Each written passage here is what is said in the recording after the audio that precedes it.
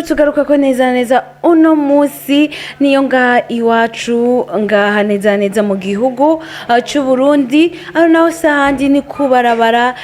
RN6 neza uri kuraja mu Rumongo Vingozi hano rero ngo habereye isanganya iryo sanganya manze rivugisha abantu benshi cyane kubona iyi misi isanzwe igoye iyi misi usanzwe ari misi yo mu mvura turi mu gihe c'imvura kandi turi mu gihe cayo rero biravuga yuko abantu bagenda bagira accident menshi cyane aturutse ku muvuduko urengeje urugero umuvuduko urengeje ukabije cyane ni mu gihe rero aho neza abajeje intwaro abariko bagenda bahimiriza abariko bagenda batwara ingendeshwa yuko boshoboye kugabanya umuvuduko kubera ko biriko biratuma uyu munsi haba accident agiye atandukanye kandi iyo cyane turi mu gihe c'imvura haraba accident nyinshi zigiye zitandukanye kubera ko icambere co ibarabara riba rinyerera ntihaba habomvye ntihaba humutse rero iyo ibarabara rinyerera nawe ukaca ugenda ku muvuduko ukomeye cyane umuvuduko urengeje ni vya bindi ushobora kugira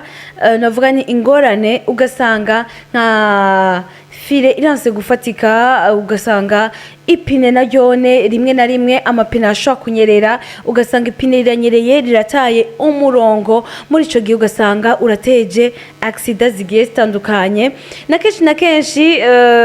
kenshi na vora irakunda kubizana ugasanga vora iriteye kare nivyo niko abantu bakunda kuvuga ugasanga vora iriteye kare muri ico gihe mbega wafashe umurongo wo kwiruka imodoka wayihaye umuriro wibaza ko bica biherera hehe rero ni vyinshi cyane bikunda guteza accident ariko iki gihe muri no misi biravuga yuko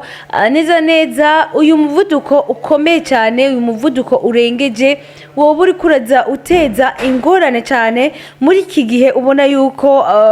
cyane imvura nayo itari kwirabyorosha kandi nivyo dukeneye imvura dukeneye yuko dushobora kuba tubona imvura igwe imirimo itotahare bigiye bitandukanye bigende bimera neza na cyane yuko tuba dukeneye imvura kugira ngo by'ukuri habe umwimbu ukomeye umwimbu uboneka ariko urumva yuko ntibibuza kuzana izindi ngorane zigiye zitandukanye na cyane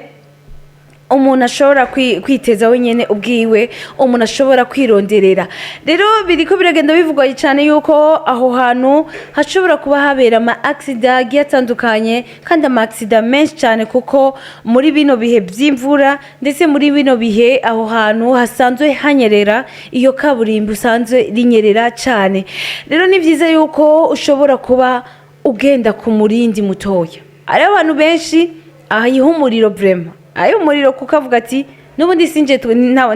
niyanje si ntawe mwanguriye ntimwanterereye umva ndayitwara uko shatse ariko ibaze abo bantu gira uhitane bangana gute mbega mu modoka iwawe ntabufise nta ngenzi uri kuratwara ashobora kuba ari famiye mbega uri kura nka famiye yawe mbega ubwawe hoho wiyanse uri kura nk'ubuzima ndeya nk'ubuzima rero novuga ni iyo uri kuratwara ibaze nawe abantu utwaye wishire mu kibanza cyabo uvuga uti mbega basi bashire hasi basi nawe wiyahure wenyene kuko novuga ni ushaka kwiyahura utware n'ubuzima bandi rero niyo mpamvu bavuga bati vy'ukuri mugeze aho hantu gabanya umuvuduko gusa ariko nayo ndavuga nti ntugabanya umuvuduko gusa ugeze kuri LN6 ahubwo gabanya umuvuduko ahariho hose naco uba wihutira naco uba uriko urashaka kugerayo bwa mbere kuko bavuga bati ivyihuse vyavyaye ibihumye na cyane yuko ushobora kuba wihuta ugasanga wihutiye mu bitaro kandi we kurihuta uvuga ugira utahe ariko ugaca usanga wihuse cyane uwihutiye mu bitaro cyangwa wihutiye hahandi hamwe twese turaba twese rero kikazirizwa kwiruka cyane iyo ubona yuko imvura ikwiragwa cyangwa niyo imvura yaguye atari umuka neza kuko ibiteza accident biba byinshi cyane ibiteza impanuka zigiye zitandukanye biba byinshi kandi bikuvuye ko rero ntubeti nk'abandi bakunda kuvuga ngo mbega wibaze yuko